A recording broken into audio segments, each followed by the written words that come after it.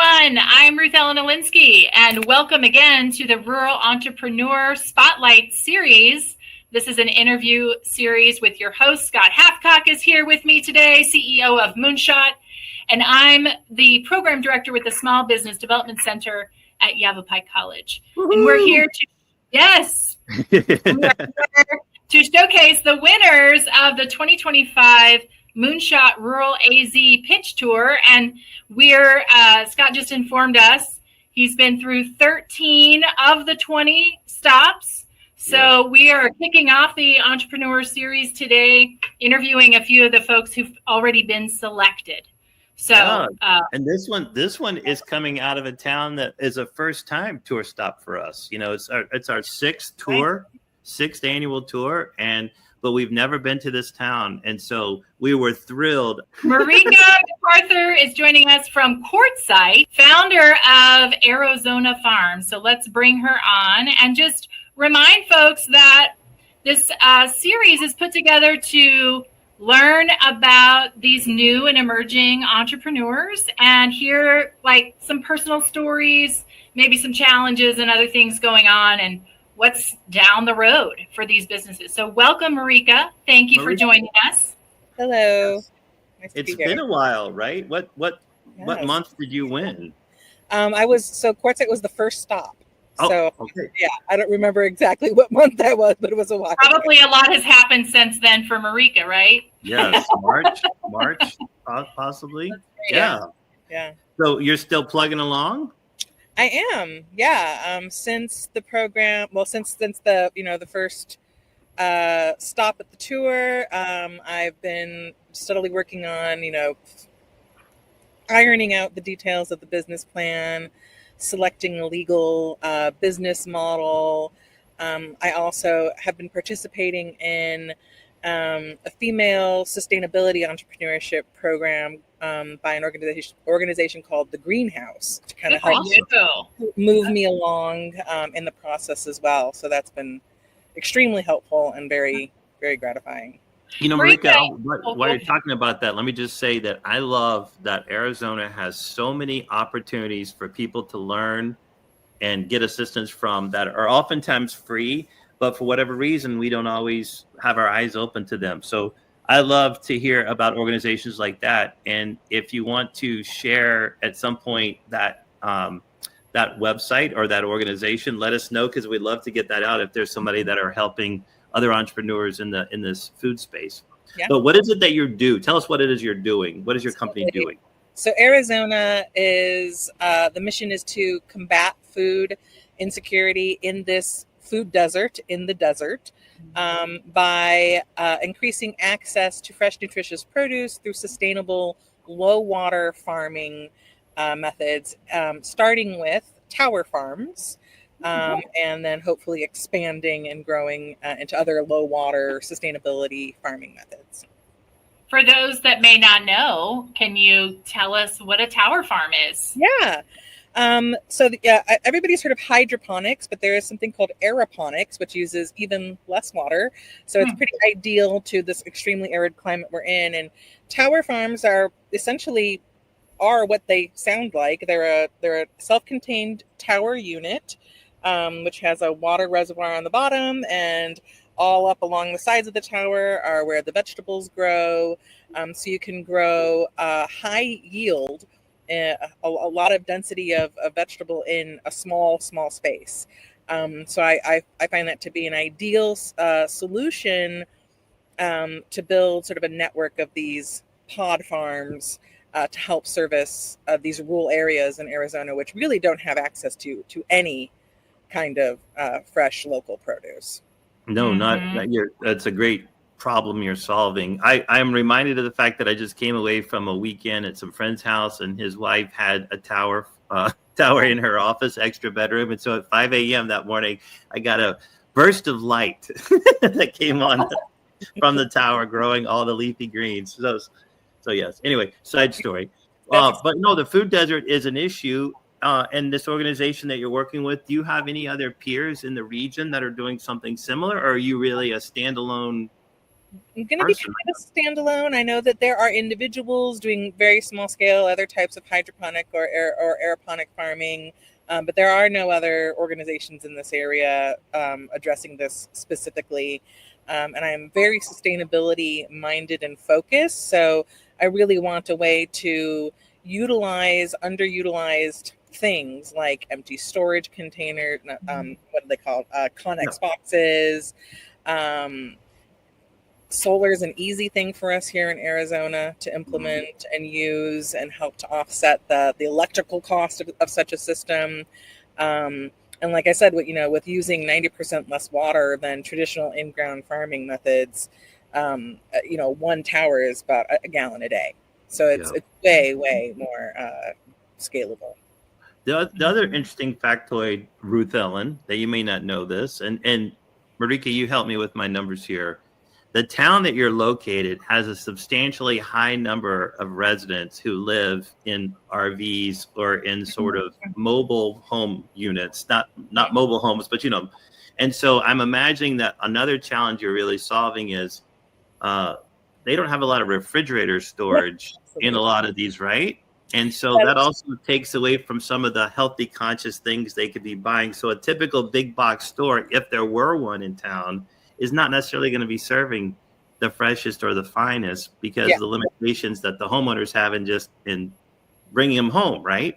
Yeah, absolutely. The Quartzsite and the surrounding area, La Paz Valley, very friendly to people who live in RVs and other types of vehicle dwellings. And that I think Quartzsite notoriously has over 70 RV parks. Yeah. And the area around it is very, the entire La Paz Valley area is very similarly populated. Very, very large senior population, very low, a lot of low income. So I really want to be able to not just provide fresh produce to the community through like a, share subscription method, but there is a food bank here in town. I would, my goal is to be able to provide them with fresh produce. There's a senior center. I would like to provide them with fresh produce. So there are also other avenues to help give people access to the produce, not just through the store, but through other avenues as well. Have you been in Quartzsite a long time, Marieke? I'm coming up on 2-ish years, somewhere around 2 years I've been in Quartzsite. Like a lot of other people who come to Quartzsite, I was a full-time traveling vehicle nomad when I first came to Quartzsite. And after I think my third winter, my partner and I just decided to stay. So we like this community. Arizona, as you said, it's a fantastic place for small business owners to establish themselves. I was just curious if this idea came after you established yourself in that community, maybe because of the kind of the culture there around mobility and that kind of thing. Yeah. Or if you would have had this same idea somewhere else. Absolutely, this idea came out of being here in the desert and saying, where is the fresh produce? I mean, it's just not here. The best quality I might get is from Walmart an hour away, or I'm going to drive all the way to Phoenix or all the way to Yuma to go to like a Sprouts or something. So it's just not available. And I have a little bit of a background in farming. I used to farm in Hawaii, and I have a lot of horticultural training. And I, one of the things I kind of missed is growing things. And that sort of led me to, well, how would you even begin to grow produce in the desert? Obviously, you're not going to stick it in the ground. At least not in the summer. You're certainly not going to stick it in the ground. What kind of options are there? And that's what brought me to aeroponics. So you said something earlier that I want to touch on. You see this going as a subscription in a box kind of business model? Okay. So a lot of small farms offer something called like community supported agriculture, and you buy a share And you'll get like a box of produce. One person share might be $20 a week, and every week you get either pick up or is delivered to you your box of what's fresh that week. Okay. And so that's a excellent way for small farms to have some revenue base and keep that going. And then, not have to necessarily go through third-party retailers, but go right direct to the consumer. Yeah, because half of them don't even exist as well, right? Yeah. So Yeah. talk to me about where you are in your business model right now. Are you still pre? Yeah, we're not officially formed yet. I've decided I want to go with the not-for-profit business model. So my very next steps here within the next month will be working with the Chamber of Commerce that I'm joining to create I would like to do like a community information session, talk about the initiative that's coming, look for volunteers. I'm in the process of, I've identified lots of different types of grants and stuff that I can apply for. And also look for people who might be interested in volunteering on the board or in the not-for-profit down the future as well. Are you looking at being a two-state entity? Are you looking at doing work over in California as well, or only in the side of Arizona? Really focused on Arizona. Okay. Well, it's very exciting. How do you feel about the upcoming pitch competition? I'm excited. I'm really excited. Yeah. I think I've definitely had that in mind this whole time. And, by then I'll have my legal entity formed and will be in the position to accept donations and grants and all that. Nice. So let me follow that up. What would you do if you won $10,000? How would you spend that money on your business? That would go directly into the capital startup costs, which include things like the tower itself, leasing a space, or buying a shipping container and converting it. So it will go directly into those startup costs. So which lends the next question. What do you think your startup amount from the lowest to the highest? What are you looking to green light the whole thing? How much money? I would say from the lowest 40,000 to the highest 80,000. Depending on there's a lot of different variables, and that's one thing I like is that I don't have to build a greenhouse. I can find a space and use a space that's not being used is a big goal of mine. Mm-hmm. How can people contact you? Let's say somebody's checking this out. How do people get in touch? Yeah, absolutely. They can contact me at aerozonaproduce@gmail.com, and that's Aerozona at gmail.com. Very clever. Be happy to hear from them. So at our pitch finals this year, we're doing something a little different. But part of what we're doing different is we'll have all of our pitchers will be able to have a vendor table out with access to if they're selling something directly or if they have information. So I would encourage you to have some one sheets ready for donations or QR codes or whatever people can do to best throw their money at you, because you're definitely solving a major problem in Arizona, and you're doing it with a eco-friendly model. Yes. I have one more quick question for you, if you don't mind. The size of the tower, I'm sure, determines how much it produces, but give us an idea of the difference in what a tower produces versus an acre of land or something like that to give us an idea. So, I want to start off with 10 towers. At one tower, depending on what you're growing, if you're growing standard vegetables, you can grow 11 vegetables in one tower, and the tower is it's about the size of a person. Okay. If you're growing microgreens, it has 50 something ports for microgreens, and so you're harvesting weekly, and you can fit 10 towers in, easily in 200 square feet. People start these up in their garages. Like I said, I want to use shipping containers are a good way. We've got those lying around all over the place in Arizona, right? Want to use some of those. So it's a very much smaller footprint. And then what's your favorite vegetable to eat? Oh wow, probably broccoli. Okay, so if you could only grow one vegetable for the rest of your life, would it be broccoli? Oh. That's a hard. That's a tough question. I know. Yeah. There's a lot of pressure there. What's your favorite vegetable, Ruth Ellen? I do like the broccoli. I like fresh greens. I like fresh salads, and especially in the summer. And I think the Arizona climate really lends itself to that kind of eating. Like, yeah, and I feel like I do such a terrible job at making my own salad. But when I'm out at restaurants and I see all the varied differences of their greens, I'm like, wow, I could taste the sweet in this and this, and so.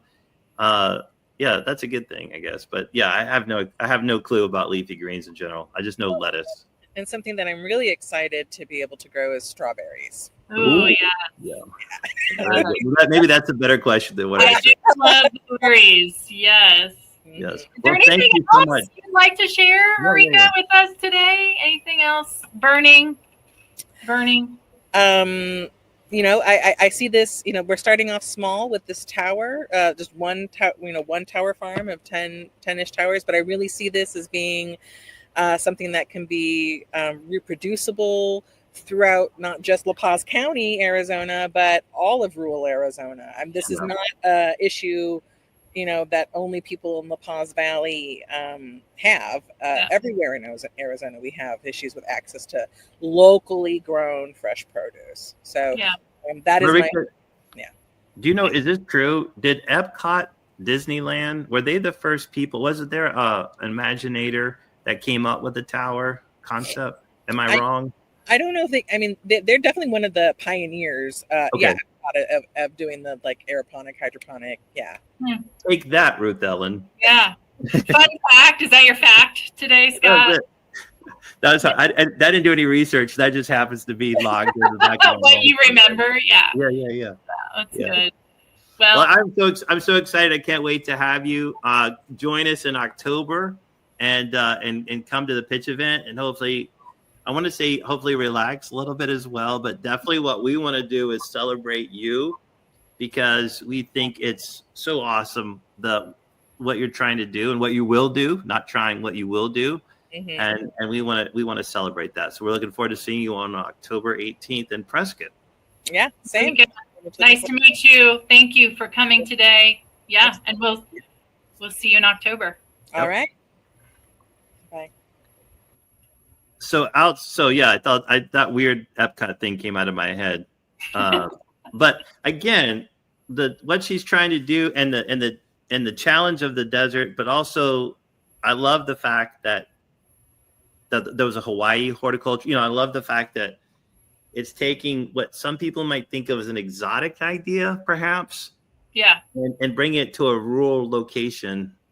Well, and it's approachable. This model is an incredibly approachable model for anyone, right? Yeah. If you, and we talked about replicable earlier, but this one too, really great, and addressing such a key issue across the state.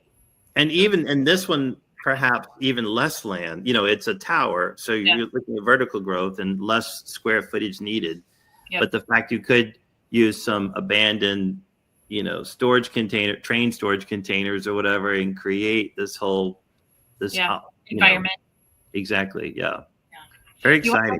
Plug the final event real quick before we sign off. Yeah. Final event, October 18th. We'll be in Prescott. And if you want to buy tickets are available to purchase. I don't know if they've gone on. I think they'll go on sale by the time this video airs. Yes. But you can go to moonshotaz.com, to our main website, and find the event for the finals, and then click. Anybody's welcome to come. Though we will be limited on some numbers, but for the most part, because of the way we're doing this event this year, it's going to be a combination of standing and sitting and networking with live music. So it'll be a lot of fun, and I'm excited to see you there, Ruth Ellen. Yeah, I'm going to be there. Again, I always say this, one of the most inspiring events of the year, 20 entrepreneurs pitching, and then semifinals of, would you say, 8 pitches for the evening event. And it's just a great way to learn about all the different industries across the state and in our rural communities. People don't think a lot happens out here in rural, but I think that this event has really demonstrated what we have. A lot of activity, a lot